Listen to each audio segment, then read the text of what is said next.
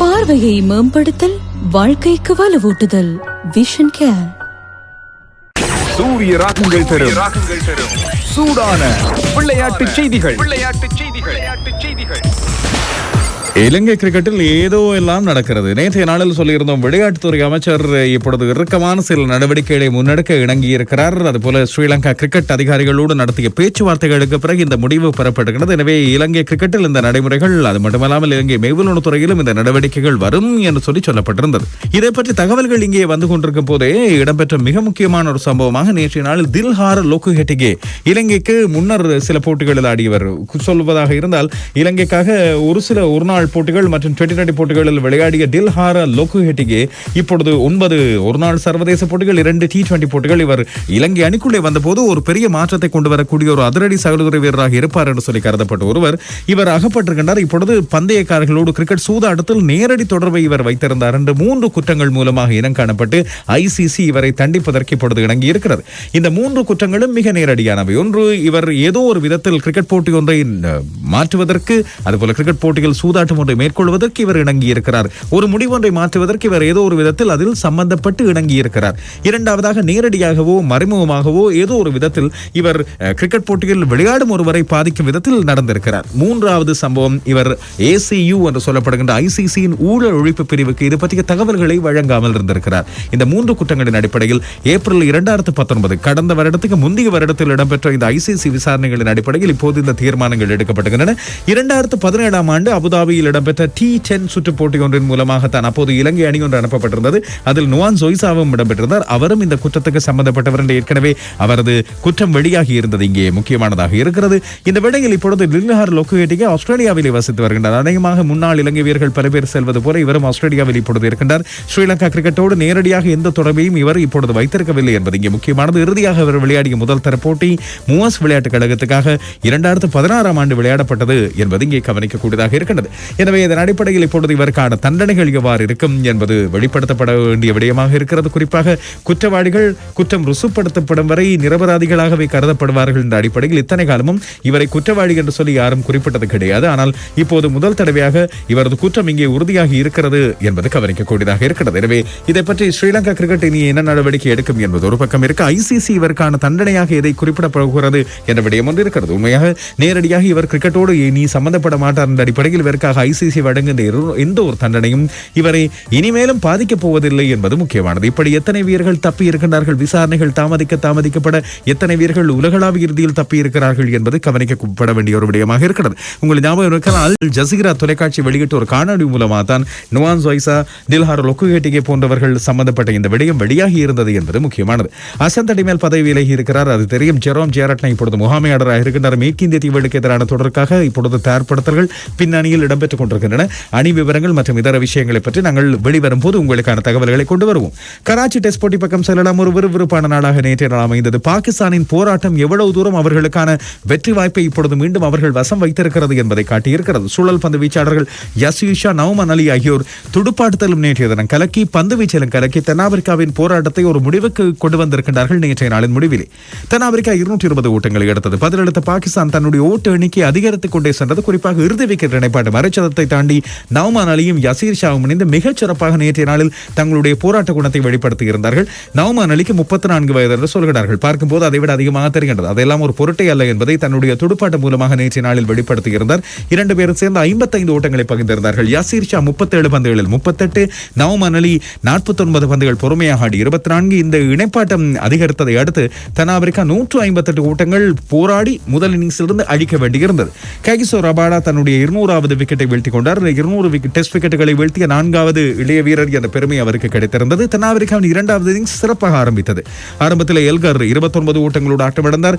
எல்கரும் Aiden மாக்ரமும் இணைந்து ஆரம்பத்தில் 48 ஓட்ட இணைப்பாட்டம், அதுக்கு பிறகு 127 ஓட்ட இணைப்பாட்டத்தை மிக பொறுமையாக ஆடி ரசி வெண்டடாசன் அதுபோல எய்டன் மாக்ரம் ஆகியோர் புரிந்திருந்தார்கள். இதன் மூலமாக தென்னாப்பிரிக்கா முதலாம் இன்னிங்ஸில் பின்தங்கி இருந்ததை சரி செய்து கொண்டது.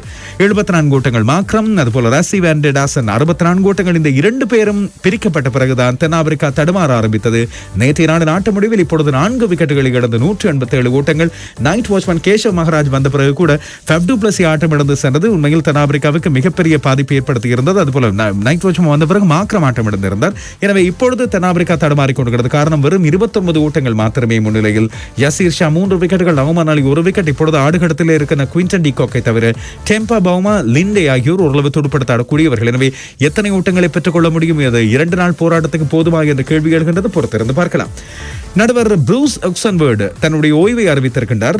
ஆஸ்திரேலியாவின் நடுவராக இருந்தவர் 15 வருட கால தன்னுடைய ஓய்வுக்கு, தன்னுடைய நடுவர் நிலைமைக்கு பிறகு இப்பொழுது ஓய்வை அறிவித்திருக்கின்றார். 62 டெஸ்ட் போட்டிகளை இவர் நடுவராக கடமையாற்றி இருக்கிறார் என்பது இங்கே முக்கியமானது. இறுதியாக அவர் விளையாடிய ஆஸ்திரேலியா இந்திய அணிகளுக்கு இடையிலான போட்டியில் இவர் நடுவராக கடமையாற்றி இருந்தார் பிரிஸ்பேனில் என்பது இங்கே முக்கியமானதாக இருக்கின்றது. சரித்திரபூர்வமான டெஸ்ட் போட்டியிலேயே அத்தோடு தன்னுடைய ஓய்வை அறிவித்திருக்கின்றார். ப்ரூஸ் ஒக்சன்வர்ட் யார் என்று சொல்லி உங்கள் தெரியாதவர்களுக்கு கையிலே ஒரு கார்டு ஒன்று பொருத்தி இருப்பாரே. துடுப்பாட்ட வீரர்கள் வேகமாக அடிக்கின்ற பந்து தன்னை பாதிக்காத வகையில் ஒரு அவெஞ்சர்ஸில் வருகின்ற ஒரு வீரர் போலவே, இல்லாவிட்டால் ஒரு கார்ட்டூன் கதாபாத்திரங்கள் காமிக்ஸில் வருகின்ற ஒரு வீரர் போல தன்னுடைய கைகளை பாதுகாத்து, தன்னுடைய முகத்தையும் அங்கத்தையும் பாதுகாத்துக் கொள்ள கைகளில் ஒரு கார்டு போல ஒன்று அணிந்திருப்பாரே, அவரே தான். அவர் தன்னுடைய ஓய்வை இப்பொழுது அறிவித்திருக்கின்ற. நன்றிகளை செலுத்தி அனுப்புவோம். காரணம், நல்ல ஒரு நடுவராக பெரும் மதிப்பை எல்லா இடங்களிலும் பெற்றுக்கொண்ட ஒருவராக அண்மை காலம் வரை இவர் கடமையாற்றி இருக்கின்றார். T10 போட்டிகள் அபுதாபியில் இடம்பெற்று வருகின்றன. அதை பற்றி பார்ப்பதற்கு இடையில் இன்றைய நாளில் பிக் பேஷ் லீகின் மிக முக்கியமான தீர்மானம் மிக்க போட்டி இடம்பெற போகிறது. பிரிஸ்பேன் ஹீட் மற்றும் அடலைட் ஸ்ட்ரைக்கர்ஸ் அணிகளுக்கு இடையிலான எலிமினேட்டர் போட்டி இன்றைய நாளில் இடம்பெற போகிறது.